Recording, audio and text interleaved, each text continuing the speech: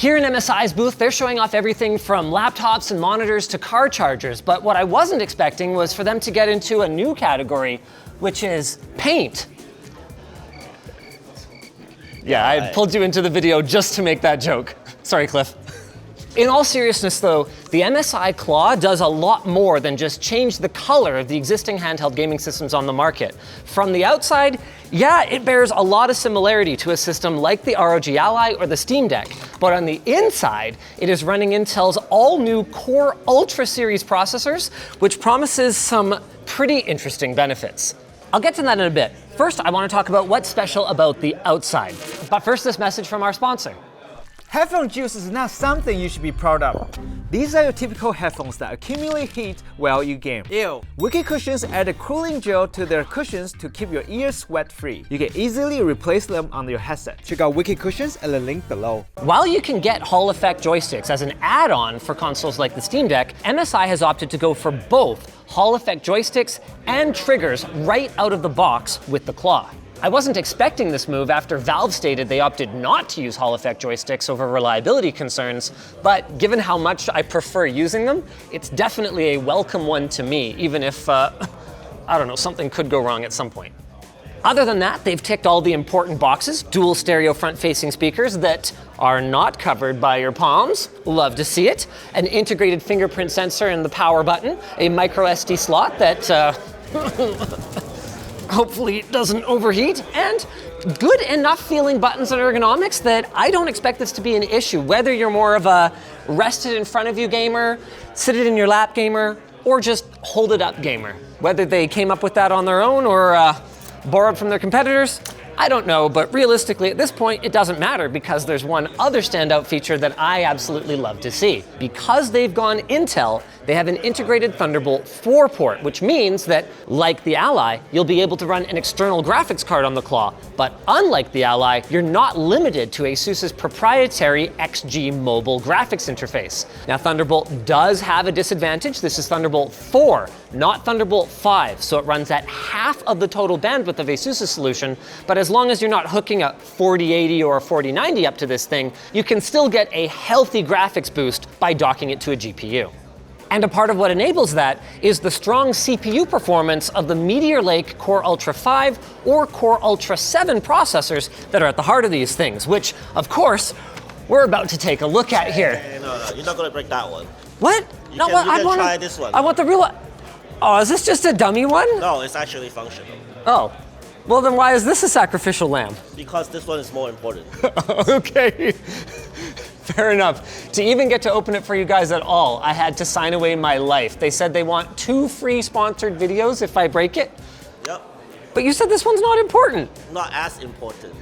After all the shenanigans I've gotten up to in their booths over the years, I'm surprised they're letting me do this at all, but I couldn't resist an opportunity to show off the very early prototype of our precision screwdriver kit, coming soon to lttstore.com. And besides, a big selling point of competing handhelds, like especially the Steam Deck, is the ease with which they can be opened up and upgraded or repaired. So I would like to see if that's something that can also be said about the Claw. We're off to a good start. 6 screws, all of which are the same. Oh, and a fairly easy single piece back that gives us, let's see, whoa, a dual heat pipe cooling system. Love to see it. My goodness, no, what? I didn't even think about it, but that was running Assassin's Creed Mirage, and I'm in a show floor, but I could barely hear it. Ah, not bad, MSI. Not bad. There's actually a lot to appreciate in here. For one thing, look at this battery.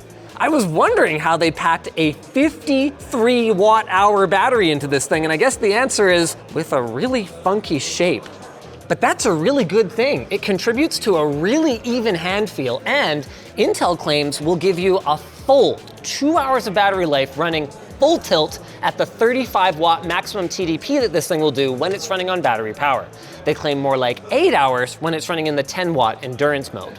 And there's more good news. The Wi-Fi module is not soldered, and we saw the importance of this when Valve upgraded the Steam Deck to the Steam Deck OLED, and we saw a dramatic increase in download speeds when they went from Wi-Fi 5 to Wi-Fi 6E.